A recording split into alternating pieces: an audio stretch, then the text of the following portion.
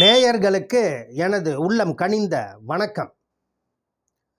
Sir, இந்த உலகத்தில் உள்ள அனைத்து மதங்களும் சார் என்ன சொல்கிறது தெரியுங்களா? நல்ல சிந்தனை, நல்ல செயல்கள், நல்ல சொற்களை மட்டுமே தான் செயல்படுத்த வேண்டும் என்று போதிக்கிறது சார். மறந்தும் இந்த நிலையிலிருந்து வெளியே வரவே கூடாது. நல்ல சிந்தனை, நல்ல செயல்கள், நல்ல சொற்களை தான் பயன்படுத்த வேண்டும் சார். இதை நீங்கள் மறக்கவே கூடாது சார். அது மட்டும் இல்லை, பொருளாதாரத்தை மட்டுமே, இந்த உலகம் பொருளாதாரத்தை மட்டுமே மையமாக கொண்டு தான் சார் இந்த உலகம் இயங்குகிறது. அந்த செயல்களில் தான் கர்மாவும் சூட்சமாக வேலை செய்கிறது சார். நாய் என்பது ஒரு உயிரினம் இல்லையா? நாய் என்பது ஒரு உயிரினம் தானே. அந்த உயிரினம் சாதாரண ஒரு நாய் தெருவில் வசிக்கிறது. அதே ஒரு நாய் ஏசி ரூமிலும் வசிக்கிறது என்பதை மறக்கக்கூடாது. யாருக்கு எங்கு இருக்க வேண்டும் என்பது கர்ம வினைப்படி நடக்கும் சார். இதே மனிதனுக்கு இதே நிலைப்பாடு தான். அவன் பிளாட்ஃபார்மில் வாழணும்னா கோபுரத்தில் வாழ வேண்டுமா என்பதெல்லாம் அவனுடைய ஊழ்வினை பயன். ஊழ்வினை பயன் உறுத்து வந்து ஊட்டும் சார். ஊழ்வினை பயன் கண்டிப்பாக உறுத்து வந்து ஊட்டும் சார். பேராசை இல்லாதவனுக்கு வளமான வாழ்வை தருகிறார் இந்த சனி பகவான். சுயநலம் இல்லாதவனுக்கு சுகமான வாழ்க்கையும் தருவார் சார். யார்? இந்த சனி பகவான் சார். சனியை போல் கொடுப்பவனும் இல்லை, சனியை போல் கெடுப்பவனும் இல்லைன்னு சொல்லுவாங்க சார். ஜோதிடத்தில், அதாவது உங்கள் ஜாதகத்தில் ஒளி எப்பொழுது பிரகாசிக்கும் நேரம், உங்களுடைய ஜாதகத்தில் எப்பொழுது இருள் படர்ந்த நேரம் கிடைக்கும் அப்படின்றது எல்லாமே எழுதப்பட்டது உங்கள் ஜாதக கட்டத்தில் இருந்து தானே எல்லாமே சொல்கிறாங்க. அப்போ நேர்மையாளராக வாழ வழி செய்யும் கிரகம் சனி பகவான் தான். நீங்கள் பாவம் செய்யும் போது கிடைக்கும் சுகம் கிடைக்கும் சுகமான வளமான வாழ்க்கை நிலைக்காது சார். புண்ணியம் செய்த பலன் உடனே பலன் தரவில்லை என்றாலும் சூட்சம ரூபத்தில் உங்களையும் உங்கள் சந்ததிகளையும் நிச்சயம் பாதுகாப்பாக அழைத்து செல்லும் சார். ஒரு செயல் செய்யும் போது சார், என்ன செயல் செய்கிறோம், என்ன விளைவுகள் அதனால் ஏற்படும், நல்லது என்ன கெட்டது என்ன அப்படி என்பதை எல்லாம் ஆராய்ந்து தான் சார் ஒரு செயலில் இறங்கணும். இந்த நல்லது கெட்டது ஏற்பட போகிறது என்பதெல்லாம் உங்கள் செயல்களை பொறுத்து தான் தீர்மானிக்கும் உங்கள் கர்மா. தான் என்ற எண்ணமும் நான் என்ற கர்வமும் இந்த சனி பகவான் தான் தருவார். ஏன்னா அவரே கொடுத்து அவரே கர்மாவையும் கொடுப்பார் சார். ஒரு மனிதனுக்கு 11ஆம் இடத்துல சனி பகவான் வந்து உட்கார்ந்தாருன்னு வைங்க. அந்த 11ஆம் இடத்துல உட்கார்ந்த சனி பகவான் லாபஸ்தானத்தில் மிகப்பெரிய யோகத்தை கொடுப்பார். கொடுத்து ஆடாடுன்னு ஆட வைப்பவரும் இவர் தான் சார். அந்த 11ஆம் இடத்தில் சனி பகவான் ஒரு ஜாதக கட்டத்தில் கோச்சார் ரீதியாக வரும்பொழுது ஒரு சில ராசிக்கு அப்படியே வாரி கொட்டும். அந்த மனிதன் தலைகால் தெரியாமல் ஆடுவான். அதற்கடுத்து வரப்போகிறது பாருங்க, 12ஆம் இடத்தில் சனி பகவான் வர சொல்ல அந்த ஆட்டத்தை ஒடுக்குவான் சார். ஆனால் தான் ஆடாதடா மனிதன் சொல்லிக்கிறான் இல்லையா?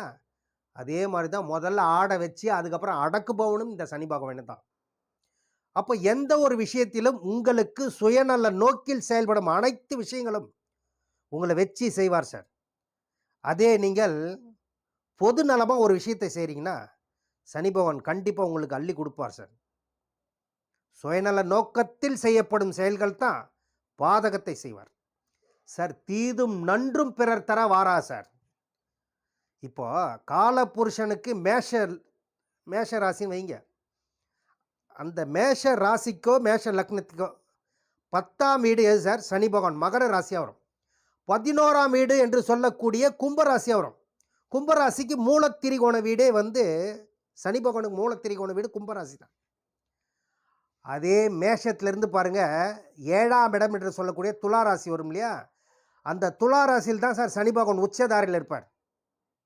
அதற்கு அப்படியே எப்படி வாங்க, துலாமுக்கு 7ஆம் இடம் மேஷ ராசியாக வரும். அந்த மேஷ ராசியில் தான் சனி பகவான் நீச்சம் பெறுவார் என்பதை மறக்கவே கூடாது. இவற்றினுள்ள ஸ்தான பலத்தெல்லாம் பார்க்கணும் சார். உங்களுடைய லாப நோக்கு பொது சேவையாக இருந்தால் கண்டிப்பாக இந்த சனி தசை உங்களுக்கு நல்லது செய்யும் சார். பொது சேவை மனப்பான்மையுடன் எது செய்தாலும் சனி பகவான் உங்களுக்கு நல்லது தான் சார் செய்வார். சுயநல நோக்குடன் தான் என்ற அகங்காரம், தான் என்ற ஒரு செருக்குடன் வேலை செய்யும் அனைத்து விஷயங்களையும் கொடுத்து பின்னாடி வந்து மொத்தமாக உங்ககிட்ட இருந்து மிகப்பெரிய கர்மாவில் மாட்டி வைக்க போறாருன்னு அர்த்தம். சார், ஒழுக்கமான குணம், நேர்மையான எண்ணங்கள், இந்த சமுதாயத்திற்கு நீங்கள் என்ன செய்ய போகிறீங்க இந்த விஷயத்தில்? எந்த விஷயத்தில்? ஒழுக்கமான குணங்கள் உங்ககிட்ட இருக்குதா? நேர்மையான எண்ணங்களுடன் செயல்பட போகிறீர்களா? அதை பொறுத்து தான் உங்களுடைய சனி பகவானுடைய சனி திசையை இயல்கும் சார். சனி தசை ஒருத்தருக்கு வருதுன்னா கர்ம தசைன்னு சொல்லுவாங்க. அப்போ சனி பகவான் நல்லதையும் கொடுத்து அழகு பார்ப்பார், அவரே வந்து கெட்டதையும் கொடுத்து நிச்சயம் அழகு பார்ப்பார் சார். சார், சனி பகவான் நல்லதையும் கொடுத்து கெட்டதையும் கொடுப்பவரும் அவர் தான், நல்லதையும் கொடுப்பவரும் அவர் தான். ரெண்டுத்துக்கும் இந்த சனி பகவானை தான் சார் பொறுப்பேற்கிறாரு. சர லக்னம் என்று சொல்லக்கூடிய மேஷம், கடகம், துலாம், மகரம் இவற்றிற்கு 11ஆம் இடம் பாதகம் சார். அப்போ மேஷத்திற்கு 11ஆம் இடம் கும்பராசியாக வரும். அப்போ மேஷத்தில் சனி பகவான் நீச்சம், கும்பத்தில் ஆட்சி. 10ஆம் இடம் மேஷ லக்னத்திற்கு 10ஆம் இடம் வந்து தொழில் ஸ்தானம், 11ஆம் இடம் என்பது பாதகஸ்தானம், அதுவே லாபஸ்தானமும் அதே தான். அப்போ இந்த மேஷ லக்னத்திற்கு தொழிலையும் கொடுத்து 11ஆம் இடத்தில் மிகப்பெரிய லாபத்தையும் கொடுத்து உங்கள் எண்ணங்கள் ஆசைகளை தூண்டி தூண்டி விட்டு பாதகத்தையும் செய்யறவர் தான் சார். இப்போ இதே நீங்கள் ரிஷப லக்னம் வைங்க. ரிஷப லக்னத்திற்கு 9ஆம் இடமாகவும் 10ஆம் இடமாகவும் இந்த சனி பகவான் வருவார். அப்போ சனி பகவான் மிகப்பெரிய யோகத்தை தருவார் இல்லையா இவருக்கு? 9ஆம் இடத்து தர்மஸ்தானம் இல்லையா, 10ஆம் இடத்து கர்மஸ்தானம், யோகத்தையும் கொடுப்பார். அப்போ இந்த ரிஷப லக்னத்திற்கு 9, 10 மிகப்பெரிய யோகத்தை கொடுக்கக்கூடிய சனி பகவான், சனி பகவானுக்கு அடுத்து வரக்கூடிய புதன் தசையும் சிறப்பான வாழ்க்கையை கொடுக்கும் சார். 9ஆம் இடம் ரிஷப லக்னத்திற்கு பாதகம் என்றாலும் தந்தை மூலம் சில அனுகிரகம் இருக்காதுன்னு சொல்லிடலாம். அப்படியே இருந்தாலும் சார் 9ஆம் இடம் பாதகமாகவே செயல்பட்டாலும் இவர்களுக்கு யோகத்தை தான் சார் மேக்சிமம் கொடுப்பார். ஏன்னா ரிஷப லக்னத்துக்கு சுக்கிரனுக்கு நட்பு இல்லையா, அதனால் மேக்சிமம் வந்து பாதகத்தை கொடுத்தாலும் அதை சமாளித்து வரக்கூடிய அளவிற்கு யோகத்தையும் கொடுப்பார். அதற்கடுத்து நீங்கள் மிதுன லக்னம் வைங்க. மிதுன லக்னத்திற்கு 8ஆம் இடமாகவும் 9ஆம் இடமாகவும் இந்த சனி பகவான் வருவார் சார். மூல திரிகோண வீடா 9ஆம் வீடு வரும், கும்ப ராசியாக வரும். அஷ்டமஸ்தானமாக அந்த 8ஆம் வீடு மகர ராசியாக வரும். அப்போ இவர்களுக்கு 8ஆம் வீடுன்றது என்ன தரும்? வெளியூர் வெளி தேசம் போயிட்டு இவர்கள் தொழிலை செய்து அதற்குண்டான பணத்தை சம்பாதிப்பார்னு சொல்லலாம் இல்லையா.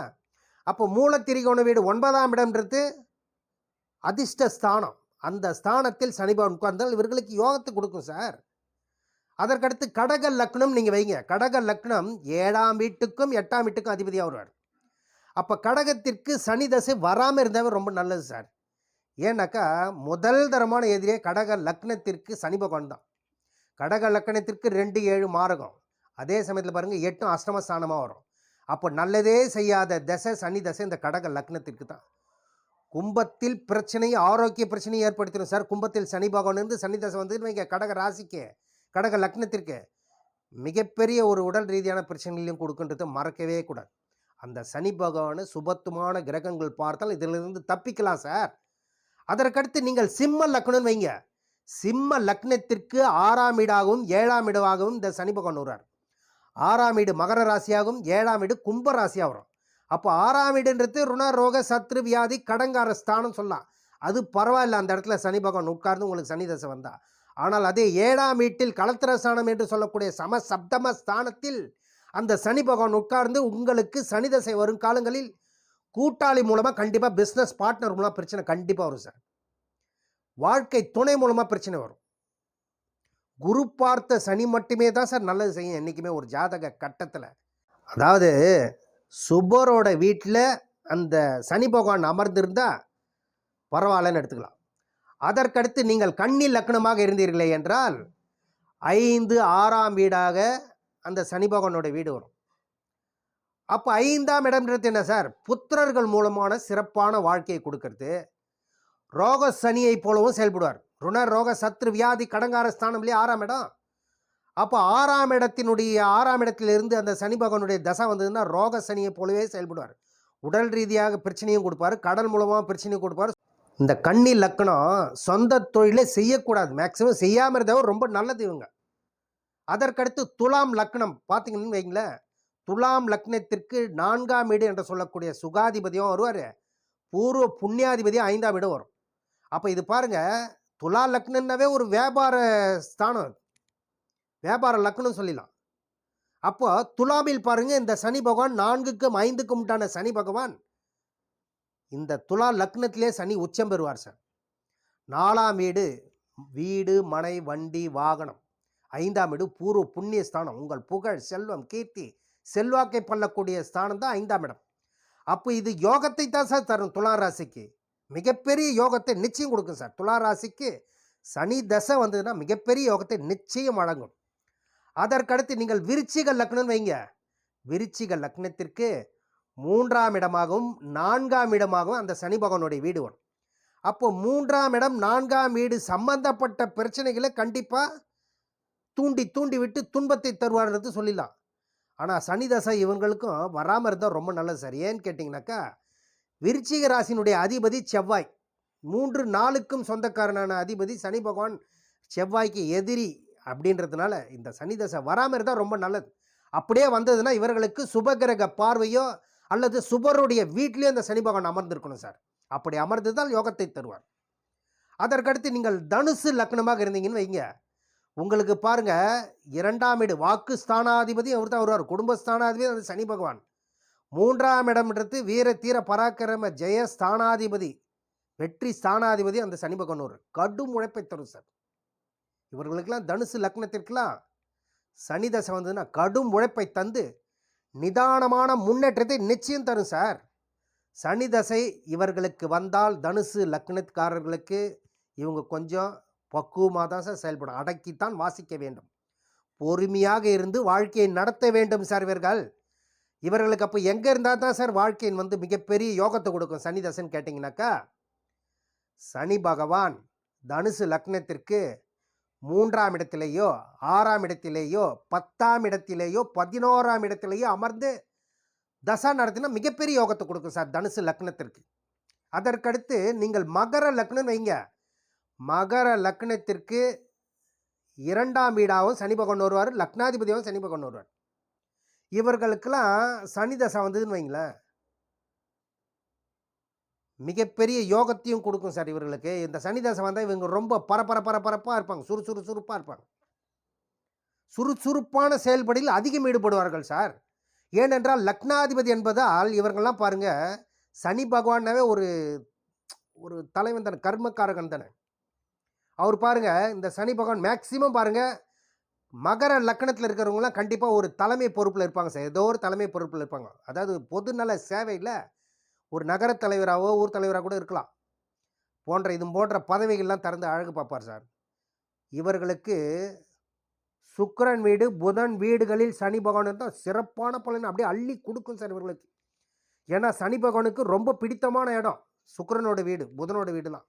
அந்த வீடுகளில் இருந்து இந்த மகர லக்னத்திற்கு சனி தசை வந்து நீங்கள் மிகப்பெரிய ராஜயோகத்தை கொடுத்துரும் சார். அதற்கடுத்து நீங்கள் கும்ப லக்னம் வைங்க. கும்ப லக்னத்திற்கு பாருங்கள், லக்னாதிபதியாகவும் அந்த சனி பகவான் வருவார், விரையாதிபதி 12ஆம் வீட்டு அதிபதியாகவும் அந்த சனி பகவான் வருவார். அப்போ விரயத்தையும் கண்டிப்பாக தருவார் சார், ஆதாயத்தையும் கண்டிப்பாக தருவார். இது ரெண்டுத்தையுமே கலந்த பலன்கள் தான் சார் கும்ப லக்னத்திற்கு. ஆனால் இதில் ஒன்றே ஒன்று, எப்படி இருந்தால் சனி பகவான் கும்ப லக்னத்திற்கு மிகப்பெரிய ராஜயோகத்தை கொடுப்பாருன்னு பாருங்க, சுக்கிரனோட வீட்டில் அமர்ந்திருக்கணும் சார். சிறப்பான பலனை அள்ளி கொடுக்காம விடாது சார். சுக்கிரனோட வீடு கும்ப லக்னத்திற்கு ரிஷப ராசிலேயோ துலா ராசிலேயோ மற்றும் அந்த சனி பகவான் போய் உட்கார்ந்து தசை வந்ததுன்னு வைங்க, நல்ல கும்ப லக்னத்திற்கு மிகப்பெரிய ராஜயோகத்தை அள்ளி கொடுக்காம போகாது சார். அவர்களுக்கு அந்த சனி தசை வந்ததுன்னா மறக்க முடியாத சிறப்பான பலன்களை கொடுக்காம போவார். அதற்கடுத்து நீங்கள் மீன லக்னம் வைங்க. 11ஆம் வீட்டு அதிபதியாகவும் அந்த சனி பகவான் வருவார், 12ஆம் வீட்டு அதிபதியாகவும் அந்த சனி பகவான் வருவார். அப்பொழுது மீன லக்னத்திற்கு 11ஆம் இடம் என்பது உங்களுடைய அபிலாஷைகள், எண்ணங்கள், செயல்கள் எல்லாவற்றையும் ஈடேற்றக்கூடிய ஸ்தானம் தான் 11ஆம் இடம். 12ஆம் இடம் விரயத்தையும் கொடுப்பார்ன்றதை மறக்கவே கூடாது. லாபத்தையும் கொடுத்து விரயத்தையும் கொடுப்பார். அப்போது இவர்களுக்கு அந்த சனி பகவான் வரும் காலங்கள் பாருங்கள், 12ஆம் வீடாக அவருக்கு சொல்ல வெளிநாட்டு வாழ்க்கை மூலம் ஏற்றம் இறக்கம்லாம் கிடைக்கும் சார். ஏற்ற இறக்கமான காலமாக இருக்கும். ஏன்னா 12ஆம் இடம் சுபத்துவமாக இருந்தால் இவர்கள் எல்லாம் வெளிநாட்டில் போயிட்டு ஸ்டாண்டர்டாக வசிப்பாங்கன்னு அர்த்தம். இவர்களுக்கெல்லாம் வெளிநாட்டு வாழ்க்கை அங்கே கொஞ்ச நாள் இங்கே கொஞ்ச நாள் மாறி மாறி தான் வருவாங்க. ஏன்னு கேட்டிங்கன்னா, வெளிநாட்டு வாழ்க்கை மூலம் ஏற்றம் கிடைக்க வேண்டும் என்றால் இவர்களுக்கு அந்த சனி பகவான் சுபத்துவமாக இருந்ததுன்னா கண்டிப்பாக வெளிநாட்டு வாழ்க்கை மூலமாக மிகப்பெரிய யோகத்தை கொடுக்காம விடாது சார் இந்த சனி பகவான் இவர்களுக்கெல்லாம். எனவே நேயர்களே, உங்க ஜாதக கட்டத்திலே நீங்க என்ன லக்னம் என்று தெரிந்து கொள்ளுங்கள். அந்த லக்னத்திற்கு எத்தனாவது வீடாக வருகிறது? அந்த சனி பகவான் சுபத்துவமாக இருக்கிறாரா? அல்லது சுக்கிரனோட வீட்டில் இருக்கிறாரா? நட்பு ஸ்தானத்தில் இருக்கிறாரா? நீச்சம் பெற்றிருக்கிறாரா? உச்சம் பெற்றிருக்கிறாரா? என்பதை பார்க்காமல் பலனை நீங்கள் எடுக்கவே முடியாது. ஏனென்றால் சனியைப் போல் கொடுப்பவரும் இல்லை, சனியைப் போல் கெடுப்பவரும் இல்லை என்பதை மறக்கவே கூடாது சார். எனவே நேயர்களே, உங்க ஜாதகத்தை செக் பண்ணிக்கங்க. அப்படி செக் பண்ண தெரியவில்லை என்றால், இந்த தரணி ரமேஷ் ராஜை தொடர்பு கொள்ளுங்கள். உங்கள் சந்தேகங்கள் அனைத்தையும் நிச்சயம் நிறைவேற்றி வைப்பார் என்று கூறி விடைபெறுகிறேன். நன்றி, வணக்கம். மேலும் நேயர்களே, இந்த சேனலை பார்த்துவிட்டு சப்ஸ்கிரைப் பண்ணுங்க, பெல் பட்டனையும் பிரஸ் பண்ணி ஆல் பட்டனையும் பிரஸ் பண்ணுங்கள். அப்பொழுது தான் நான் போடும் வீடியோ உங்களுக்கு உடனுக்குடன் வந்தடையும் என்று கூறி விடைபெறுகிறேன். நன்றி, வணக்கம்.